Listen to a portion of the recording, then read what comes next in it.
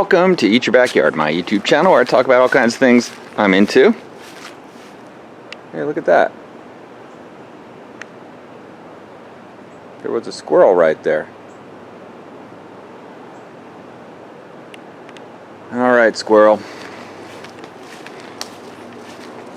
Up the yucca tree he goes. Well, this is part of a series called What You Got Growing On, where I started growing all kinds of things on this little table here, and I'm going to need to expand working on it. But I want to give you an update on how things are doing. And, well, things are doing well. Take a look. Growing like crazy. All right. One thing that I noticed right away is that this sea grape is starting to touch some of these plants. And I wanted this sea grape to provide a little bit of shade, a little diffused light, but I don't want it to be actually touching the plants below, so leaves like this, we'll just go ahead and get rid of them. And you can see this unique and cool sea grape leaf, which is really an example of the kind of leaf that is very rigid. You can hear the sound it makes. It's almost like a type of cardstock. And you can also see the reddish color in the sap, which is really cool. This is used, actually, they can use it for red dye, which is kind of cool. But these leaves are not going to disintegrate easily, as is evidenced by leaves that are a good 2 months old and still holding their shape. Let's see if we have a spider under this one. No, not so bad. But you can see it's still one piece. So, you know, that's one of the things you want to consider when you grow sea grapes, is that the leaves are not going away easily. But let's give an update here on how things are growing. All right, starting from left to right. Oh boy. We have some palm trees growing, and I'm just going to be honest, I don't remember which type of palm this is, but I can see there is a little sprout growing there. So we got palms. You know, one of these was sable and one of these was areca. I think this one was sable, but I'll have to look back on the videos to make sure. I should really be more organized, but hey, I'm not. Okay, the Chinese tallow tree is doing quite well. You know, the tip kind of burned and died off, but the tree itself is growing. I had no doubt this would survive just fine, and it sure is. You know, these grow very readily from seeds, and they also are one of the few trees in Florida that will provide you with some fall color. Okay, as you can see, I did plant a pumpkin plant as well, which is attempting to dominate everything. But one of the things you could do with pumpkins is not wait for the pumpkin plant itself, but just go ahead and eat the flowers. And I think I might do that. I'm going to give it a try. I've never eaten a pumpkin flower, but I've wanted to. The padless thorn cactus, no sprouts yet, but still alive, obviously. Now this is the strawberry tree, or the Montingia tree, that I've found growing from a seed from an old tree I had, and it is really doing well. Look at that. It's not that old. I've only been growing it here for a couple of months. And I actually planted two. One was a little one that I just kind of stuck in there. Two were growing right next to each other. They produce really small seeds, but I'm very excited about that. And this is one of those trees that, even though it's so young, you can see that the bark is starting to form up. It's such a fast-growing tree. And one of the distinct features of this tree is its weeping nature. You know, I guess we all have a weeping nature depending on our circumstance. But stoked about that. Very stoked. This is one that would be great for just about anywhere, as long as you have a little sunlight. But what I'm going to do is, when I plant it in the yard, and I'm going to plant it in the yard, is I'm going to put it on a piece of tall bamboo, tie it to it so that it at least grows tall to the height I want it to, and then I'll let it weep over so it gets more of that umbrella look. Okay, moving on down the line here. This was the deer paw that I'd planted, and it's completely died off. That's a native edible type of weed, most would consider it. Well, it just makes space for me to plant something new here. Here's the Buddha belly bamboo. Now, you can see it's got some strong shoots growing here. Got some leaf action going on, so this one is going to be a nice Buddha belly clump somewhere in my yard sometime soon. Now, I am surprised by this, which is the mulberry. I took very small cuttings from this thing, and it's not really done much. This is the smallest cuttings I've ever taken to try to grow a mulberry tree. I was interested to see if they would survive, and although they do have bulging buds on some of these, you can see like this one, you know, it's no good. That's a dead branch. And this is what I say when I say give yourself more than one chance to win.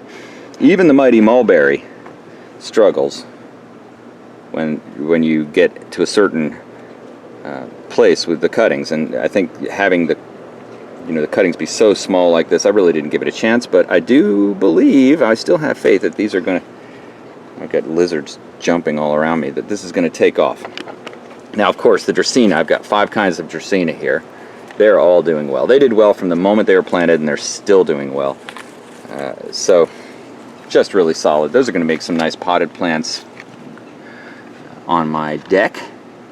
Now, this is the mighty Mexican petunia, the much talked about Mexican petunia, which we love, purple flowers. And you know, I just knew this was going to be a champ. There's no way that doesn't grow. Oh look, a little piece of papaya leaf went falling down into the fray. Okay, now these plants, this one had been knocked over. Yeah, that's what I mean about how windy it gets. Even with the leaves off of these cuttings, it still got knocked over. This is a Persian mulberry that I planted last week, and it in actually a live stream that I did. So if you want, you can look back at that live stream.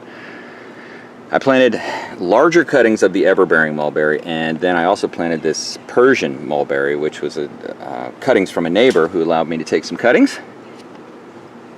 And it's looking pretty good. I didn't water it as soon as I wanted to after planting it. I get distracted by my children's volleyball games, as we should. And but I think it's still doing well. Glad I found it before it dumped the dirt out, so to speak. Now, okay, here is the sugar cane, the chewing cane that I planted. Look at this. If you look back at the video when I planted this thing, it had very small little buds, and now you can see that the buds are starting to move forward. This is definitely, look at this one down by the base. That one is really, really kicking in. This is one good way to plant a sugarcane cutting. This is not my actually preferred way, but you know, for sake of these episodes, I think it was the right way. Another way to plant, you know, which is just to jam it straight in.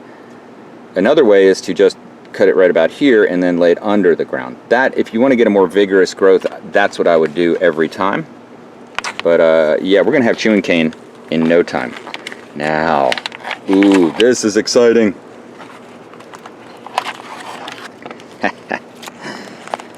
For those of you watching, I wonder if you know what this is.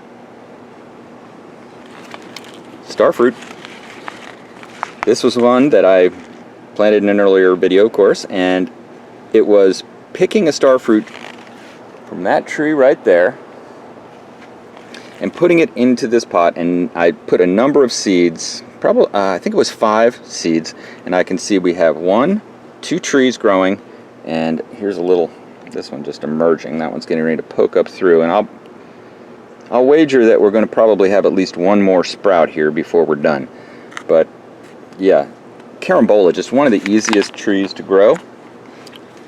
I hear things scurrying about my feet, and I'm a little careful about the snake action. Prefer not to get bit on the ankle if I can help it. Okay, now here's the oyster plant. This one is just so easy to grow from cuttings. I just basically broke it off and stuck it in there if you watch the video, and it's off and running. And look how healthy it looks. And it loves that Miracle-Gro potting soil. Here we are, folks. Brown turkey fig, grown from 2 little sucker cuttings I took from the base of my world famous, literally world famous brown turkey fig tree that we've been loving and looking at for years. And both of the cuttings I planted have sprouted vigorously. So, you know, if you get 1 brown turkey fig tree, let those suckers grow, the suckers around the base of the tree, and plant those, you'll be in good shape. Now, I planted 3 pumpkin seeds here. This one, you know, is doomed from the start. I'm just going to leave it in there dead. But these other 2 are growing strong. Just one of my most favorite vegetables to grow, without any doubt. No action on these other pots that I can see. I did plant that very small yucca, and I don't see it doing anything now, so we'll see. I did want to have a better cutting there. Okay, so let's look at the beautiful croton that we've got growing here. I planted a few different types of crotons, so this is a very common type, and I've always had success growing this type. But again, why do we plant 3 cuttings in a small pot like this? Well, because one dies, one struggles, and one thrives in this situation. So that's why. And you can see it's incredible looking. I could just go on and on about how incredible that is. This other type of croton, which I've been growing for years, it doesn't look like it's doing as well. But you know, one is obviously dead, this one. Again, one is struggling a bit, this one, and then one seems to be still alive. Move this out of the way. This one. So I think I'm going to have success here too. Now I really like this one just because it's got such long leaves, and again, just the fascination of growing plants. For me, one of them is the variety, the beauty of it all, but I think we're going to have continued success with both of those crotons because 1 out of 3 cuttings survived. Now here's another croton that I planted. So it has more of like an oak leaf look to it, and I only planted 1 cutting there, and you can see right away the problem with that approach is that, well, if that one goes, I'm out of business on making this a success. So now the question is what to plant next. And I'm just gonna walk around. I try not to plan these out because they seem more fun to be spontaneous. Walking around and looking to see. One of the things that was pointed out to me recently by one of my favorite viewers was that papayas can be grown from cuttings.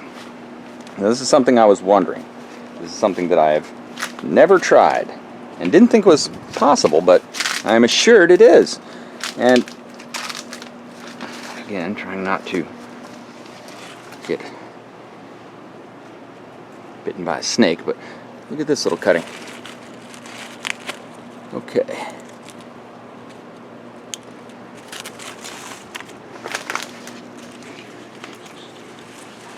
There we are. A little papaya cutting. We're going to plant a papaya from a cutting. Now this, as we learned last week in the live stream, is actually taller than my tallest picker, which is problematic. So let's get some shorter ones. Growing papaya from a cutting. We really got intimate with this papaya tree last week. Let's go ahead and put that there. And I'm going to break off some of these bottom leaves. I've never done this before, so I'm not sure how it's going to all work out. I have a pretty good feeling that if I leave too many of these leaves on here, it's going to decrease the odds. Okay, I'm going to go ahead and plant it in the deer paw plant position. Very technical way to do this, which is just to jam it into the soil. That's all I did. Just jam it in there, pack it around the center. Now it's raining like crazy here, and you can see I just throw the leaves on the ground because they just disintegrate in no time. And this is kind of a nice miniature version of what the papaya leaves get like. You know, my neighbor's actually got one growing right here, same variety, but they just disintegrate. So I like to leave them out on the lawn because they'll just turn into dust and the nutrients will return to where they came from. Okay, so we added a papaya to the collection, and I think I'll go with one more. And why not go with the very beautiful single hibiscus? Now we know hibiscus, I know hibiscus grow very well from cuttings. I've actually never tried to grow it from a cutting. So let's try now. One thing with hibiscus though is that it is fairly buggy. See, there's a little wasp flying around there. Lots of wasps. Well, when we see 3 wasps, we have to assume there's a wasp nest in the vicinity. Okay. I'm going to go with this one. I like to get a little bit of woody growth on my cutting. I like to have a little bit of wood. I feel like that helps us out. So I'm going to cut it down here where it has some wood, because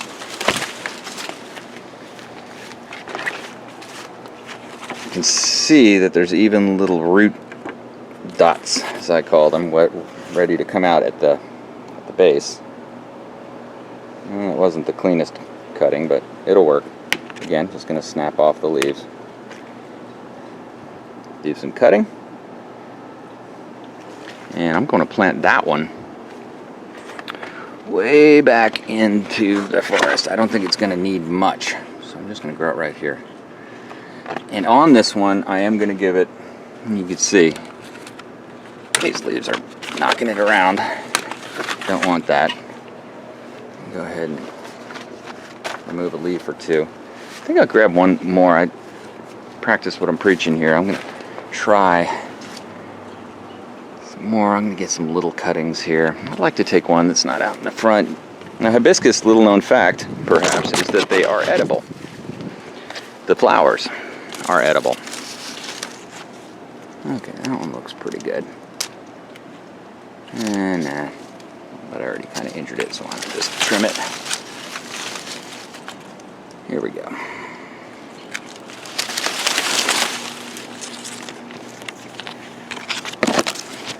Okay, that's a decent cutting. You see, it doesn't really look that great, and that's because, well, I don't fertilize this much. This is at least 15-year-old bush. Let's take off a few of those cutting, a few of those leaves. I'll give myself 2 chances to win on this one.